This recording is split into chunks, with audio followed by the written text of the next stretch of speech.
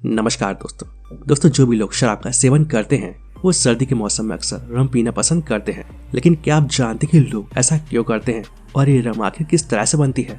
लोगों को लगता है कि रम पीने से शरीर में गर्मी आती है, तो क्या वाकई में ये सच है या सिर्फ एक गलत फहमी है?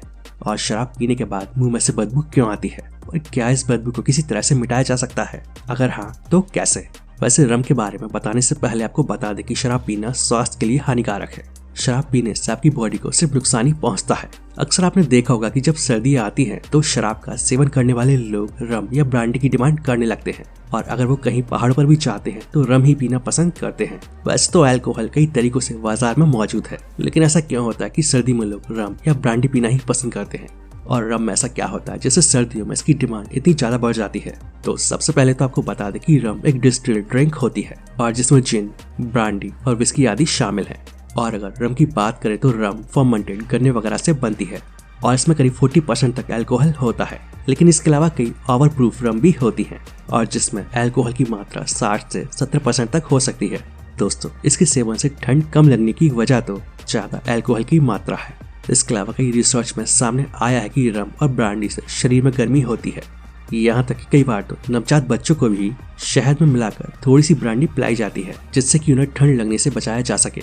रिपोर्ट्स के अनुसार रम पीने से शरीर गर्म होता है। हालांकि ये कुछ देर के लिए ही सही, लेकिन शरीर को गर्माहट मिलती है और शायद यही वजह है कि लोग सर्दियों के मौसम में रम पीना इतना ज्यादा पसंद करते हैं। अब सवाल आता है कि ये रम बनती कैसे है? तो आपको बता दूं कि रम को गन्ने से बनाया जाता है। इसके लिए पहले गन्ने के रस को तैयार किया जाता है और इसके बाद इसमें एक तय फॉर्मूले के हिसाब से चीनी वगैरह मिलाई जाती है और इस मिक्सचर को अलग अलग टेम्परेचर पर उबाला जाता है और फिर ठंडा किया जाता है और ये प्रोसेस 1-2 बार की जाती है और फिर इसके बाद फर्मेंटेशन की प्रोसेस शुरू की जाती है और फिर इसमें अल्कोहल वगैरह का मिक्सचर करके इसे फिर से उबाला जाता है और डिस्टिलर की मदद से कई बार इस प्रोसेस को किया जाता है और फिर इसमें कई तरह के फ्लेवर और केमिकल वगैरह मिलाए जाते हैं और फिर इसकी पैकिंग की जाती है। लेकिन अब एक सवाल ये आता है कि पीने के बाद मुंह से शराब की बदबू क्यों आती है और क्या इसकी स्मेल को खत्म कर पाना पॉसिबल है? शराब पीने वालों के लिए एक सबसे बड़ी परेशानी होती है इसकी स्मेल, जिससे उसके आसपास के लोग भी परेशान हो जाते हैं और कभी कभार तो मुंह से आने वाली ये बदबू अगली सुबह तक भी टिकी रहती है। और इस बदबू को दूर करने के लिए लोग आमतौर पर च्युइंगम, मिंट, टॉफी या पुदीना की गोली खाते हुए नजर आते हैं। तो क्या वाकई में कोई ऐसी चीज है जिसके जरिए शराब की बदबू पूरी तरह से खत्म हो जाए?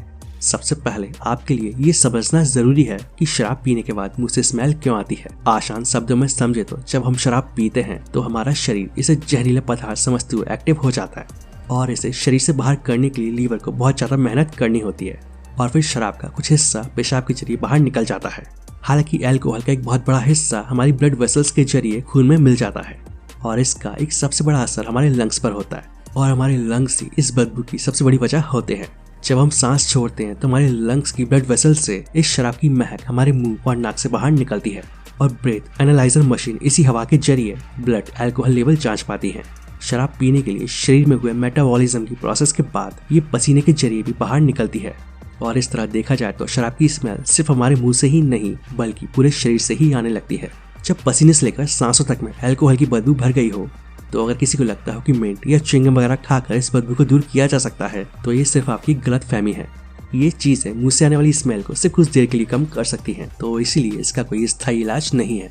तो अब हमें क्या करना चाहिए? इस समस्या से बचने के लिए बेहद सीमित मात्रा में पिएं और 1 घंटे में सिर्फ 1 ड्रिंक ही पिएं और बीच बीच में काफी सारा पानी पीते रहें जिससे आप डिहाइड्रेशन का शिकार ना हो। ज्यादा पानी पीने से अल्कोहल यूरिन के जरिए शरीर से बाहर निकल जाएगा। शराब की स्मेल हमारी सांसों से लेकर पसीने तक से आती है, तो इसलिए अच्छे से नहाएं और एक तेज बॉडी स्प्रे का इस्तेमाल करें और एक बढ़िया टूथपेस्ट से ब्रश करने और माउथ वॉश से भी कुल्ला करके बदबू को कम किया जा सकता है। तो आई होप दोस्तों आप सभी को ये वीडियो पसंद आया होगा। वीडियो अच्छा लगे तो वीडियो को लाइक और शेयर जरूर करें और ऐसी इंटरेस्टिंग वीडियो देखने के लिए इस चैनल को सब्सक्राइब कर लें। तो आज के लिए बस इतना ही, मिलता है नेक्स्ट वीडियो में। जय हिंद, जय भारत, वंदे मातरम।